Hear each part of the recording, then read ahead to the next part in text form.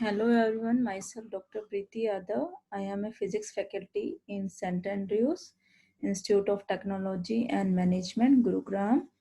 I am from Applied Science Department. Today I will discuss Gaussian transformation for velocity and acceleration, invariance of Newton's second law, and equation of motion in polar coordinates. In my previous lecture, I have discussed Gaussian transformation for position vector. Today, I will discuss transformation of velocity in Gaussian transformation. As we know that position transformation in Gaussian transformation is equal to R dash is equal to R minus Vt, where R dash is a position vector in S dash frame and R is a position vector in S frame and V is the uniform velocity with time t.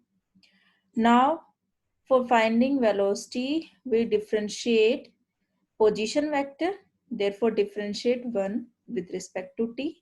Therefore dr dash by dt, that is equal to dr by dt minus V, and differentiation of t with respect to t is 1. Therefore here V1 dash is equal to V1 minus V. Here V1 dash is the velocity of the particle at point P relative to the observer at O dash. And V1 is the velocity of the particle at point P with respect to relative to the observer at point O. And here V is the uniform velocity. Therefore, equation 2 represents the velocity transformation. Basically, relates the velocity in one frame to the second frame. Here, V1 is the velocity in S dash frame and V1 is the velocity in S frame. Now, next is transformation of acceleration in Gaussian transformation. What is the effect on acceleration if we change the position of a particle from one frame to another? Here the acceleration of particle at point P relative to O is equal to A. We know that acceleration is the change in velocity with respect to time, and in with respect to O, in S frame the velocity of particle is here V1. Therefore, here A is equal to dV1 by dt, and that is equal to d square R by dt square, because in S frame position vector is R. Now the acceleration of particle at point P relative to O dash means in S dash frame acceleration is A dash dV1 dash by dt, because V1 dash is the velocity in S dash frame. That is equal to double derivative position vector. Here R dash is the position vector in S dash frame. Differentiate equation 2. Here equation 2, then we get dv1 dash by dt is equal to dv1 by dt, and differentiation of v is a here constant quantity, therefore differentiation of v is constant. Now we get this is the acceleration in S dash frame, and dv1 dash by dt is the acceleration in S frame. Here from equation 3, it is clear that acceleration in S dash frame is equal to acceleration in S frame. And the acceleration in 3 coordinates, also it means that there is no change in acceleration when we change the frame of reference. That is the value of acceleration in S frame is equal to value of acceleration in S dash frame. Now acceleration in 3 coordinates also equal. Ax dash is equal to ax in x-axis, ay dash is equal to ay along y-axis, az dash is equal to az along z-axis. It means both the observer observe the same acceleration, means because value here same, It also means acceleration remains invariant. There is no change or unchanged when transformed from one frame of reference to the other frame of reference, moving with the uniform relative velocity. Now, next is transformation of force. What is the effect on force when we change one frame of reference to another frame of reference? Now, we know that force F is equal to ma. Therefore, multiply equation 3, this equation by m. Then we get force, that is ma dash, that is equal to ma. Here, ma dash, according to Newton's second law, this represents force in S dash frame, and that is equal to ma represents force in S frame. Force also equal in both the frames, therefore force remains same in all inertial frame of reference. There is no effect on acceleration as well as force when we change frame of reference here in different frame of reference. And this further states that Newton's second law, because F is equal to ma is Newton's second law, is valid in all inertial frame of reference.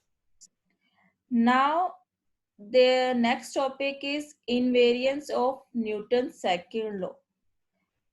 What is the effect of Newton's second law in of changing the frame of reference from one frame to other frame?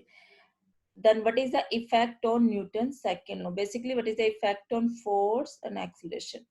We know that Newton's second law, the rate of change of linear momentum is proportional to the force acting on it as in the direction of force, and we know therefore F is equal to rate of change of linear momentum, means dp by dt.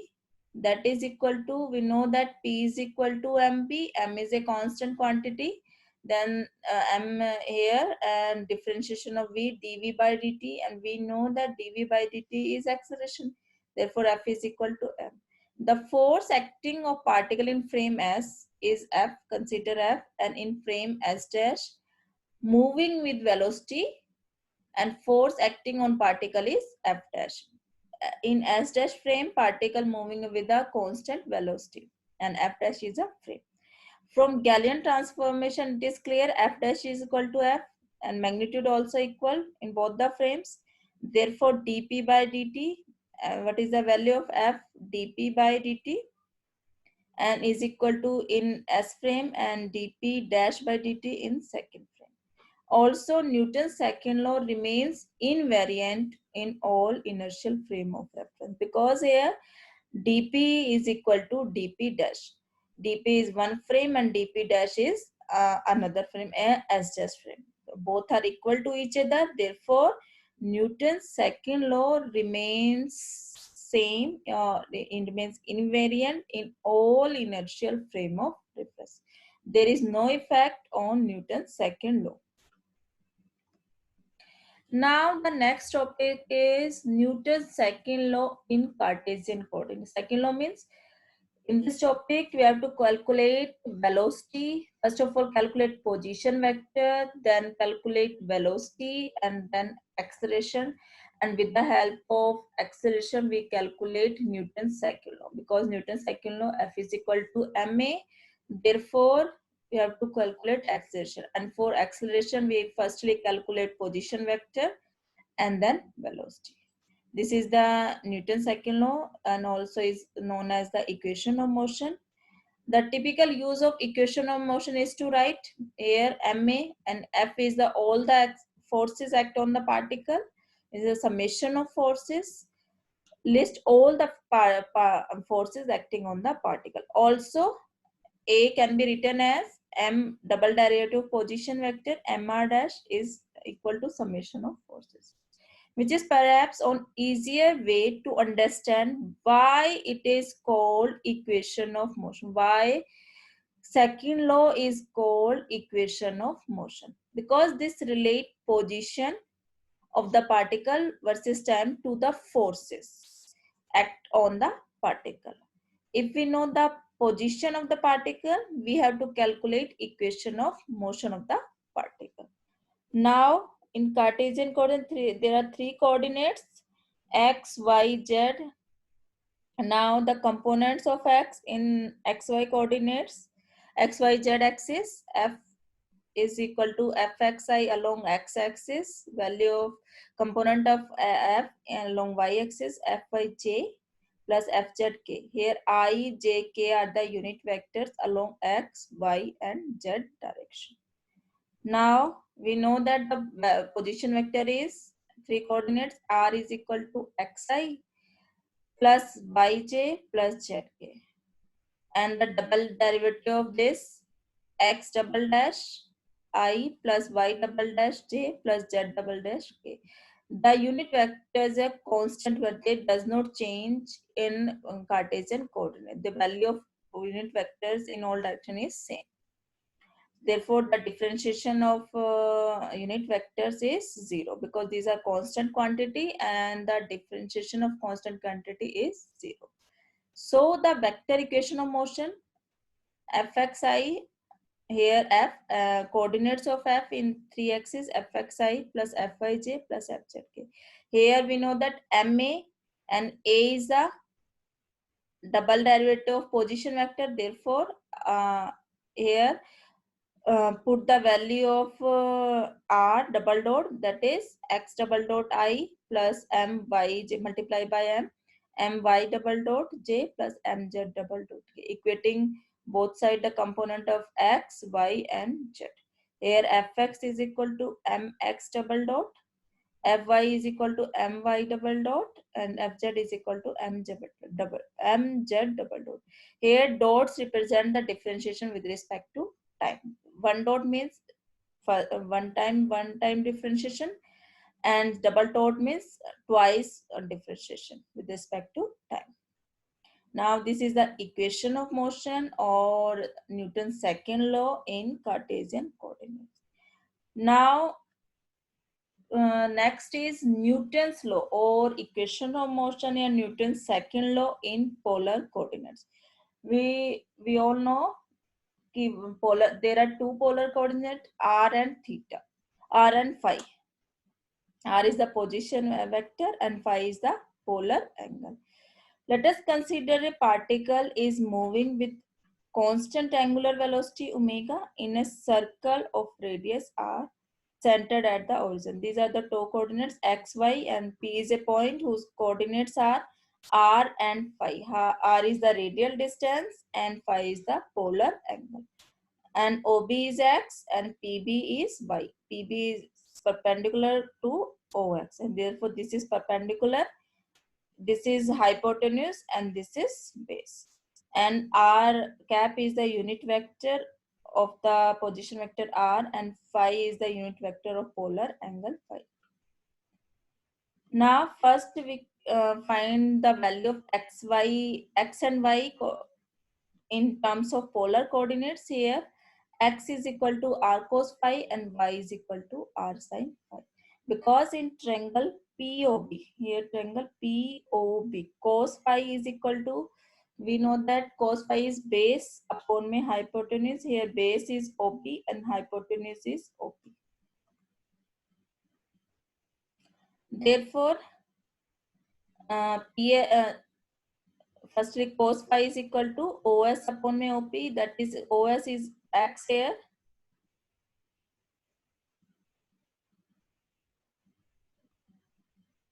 X by r, that is equal to x is equal to r cos phi. Now and sin phi is equal to ps upon में op, that is equal to sin phi is equal to y upon में r, y is equal to r sin phi. Now x is equal to r cos phi and y is equal to r sin phi. The position vector r in polar coordinate is, we know that unit vector r is equal to vector upon में its mode. Therefore r vector is equal to r magnitude of r and r unit vector. And position, we know that the position vector in Cartesian coordinates is r vector is equal to xi unit vector plus yj. and r put the value of x and y here. X is equal to r cos phi and y is equal to r sin phi. The unit vector r is equal to here, r is equal to r vector upon its mode, r vector upon its mode. R vector is r cos phi I plus r sin phi. Taking common r, and this r cancel to each other. Therefore, the unit vector r is equal to cos phi I plus sin phi j. And here unit vector along polar angle phi cap, that is equal to curly r by curly phi. That is equal to differentiate r unit vector with respect to phi, then cos phi in differentiation of cos phi is minus sin phi I cap plus differentiation of sin phi is cos phi j. This is equation 5. Unit vectors only depend on phi because this unit vector also depend on phi, and phi unit vector also depend on phi. Now curly phi cap upon me curly phi, differentiation of equation 5 with respect to phi, we get differentiation of sin phi cos phi, and differentiation of cos phi is minus sin phi j. Here taking common minus, then we get cos phi I plus sin phi j. And cos phi I plus sin phi j is from equation 4. This is a unit vector r. Therefore, curly phi by curly phi is equal to minus r cap. Now, since the unit vectors are not constant, here in polar coordinate, the unit vectors are not constant but changes with time. They should have finite time derivatives. Now, this is the ER is a unit vector along radial distance and E phi is a unit vector along polar angle. Now, R vector is equal to R cap. From this, for velocity, first of all, we calculate velocity. Velocity means rate of change of position vector, therefore dr by dt, that is equal to d by dt of what is the value of r cap. Now we used a product rule for differentiation of first, second as it is, plus r differentiation of second, first as it is. Now in this equation, we calculate dr cap by dt because in polar coordinates, unit vector changes with time. Therefore, their differentiation is not equal to 0 as in case of Cartesian coordinate. Therefore, dr cap by dt here, d by dt of what is the value of r cap from using equation 4, cos phi I plus sin phi j. Now dr cap by dt is equal to d by dt cos phi I plus sin phi j. And what is the differentiation of cos phi? That is minus cos phi minus sin phi. Differentiation of phi is phi dot I plus cos phi. Differentiation of sin phi is cos phi, and differentiation of phi is phi dot j.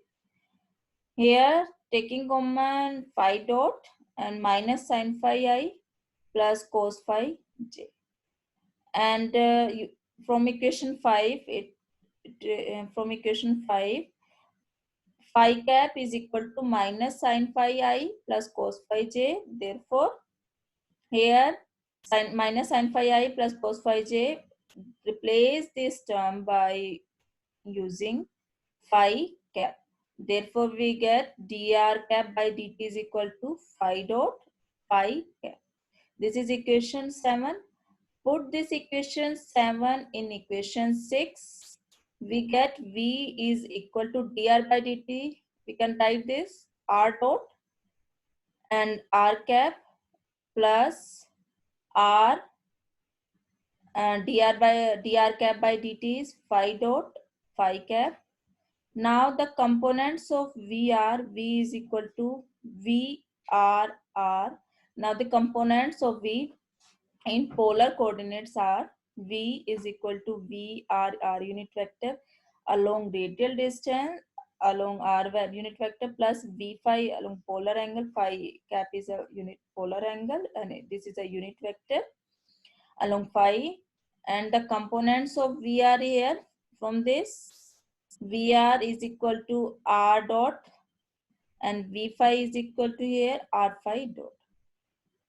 We can write V phi in terms of angular velocity because we know that change is, this is angular displacement, change in angular displacement is angular velocity. Therefore, V phi is equal to R phi dot.